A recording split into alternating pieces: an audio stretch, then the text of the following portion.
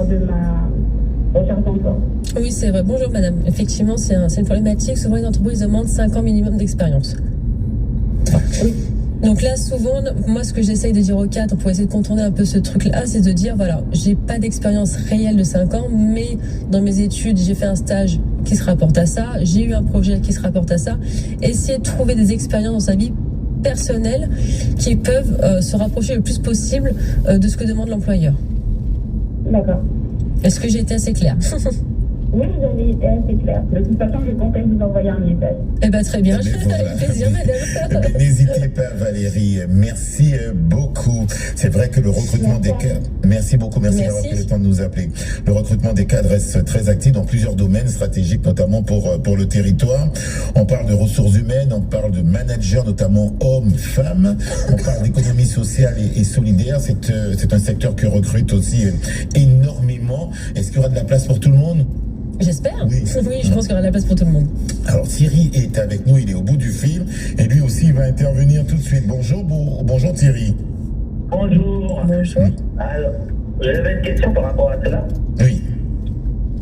Moi, quelqu'un qui n'aurait pas le niveau Bac plus 3, mais qui aurait par exemple plusieurs expériences, où il a eu des évolutions dans les entreprises, pourrait-il postuler sans être cadre, sans avoir eu à être responsable plusieurs fois, ou pourrait-il postuler un emploi de cadre? Bien sûr, tout à fait. Bonjour monsieur d'abord, excusez-moi. Donc bonjour, bien sûr, vous pouvez postuler sur un poste de cadre avec l'expérience, parce qu'on parle souvent de diplôme, mais l'expérience souvent prévaut le diplôme. Au contraire. C'est bon pour la réponse Thierry? Ça vous va? Oui, c'est bon. Il ne faut pas avoir peur de postuler. Souvent, les gens ont peur de postuler en disant le poste est trop haut, je ne l'aurai pas. Ouais. Non, il faut le tenter. Allez-y, postulez. Postulez, voilà. Peut-être que l'expérience peut aider et puis la personne peut être la bonne personne, ça ne tombe jamais. C'est la tout à fait, exactement. Voilà, parce que l'expérience joue énormément.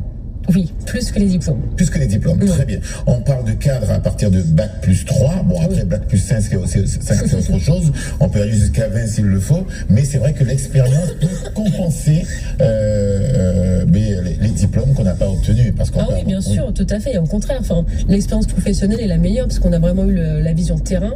On a eu les difficultés et les choses qu'on ne peut pas apprendre à l'école. C'est les choses qu'on ressent, qu'on vit dans l'entreprise. Donc oui, l'expérience prévaut largement. Pour les personnes qui découvrent aujourd'hui l'existence de l'APEC. Rappelez-nous, l'APEC signifie quoi? L'APEC, l'Association pour l'emploi des cadres. D'accord. Pour les personnes qui découvrent l'APEC aujourd'hui, comment faire pour vous contacter? Si jamais après l'émission, quelques personnes n'ont pas eu l'occasion de nous joindre, d'arriver à nous joindre, veulent éventuellement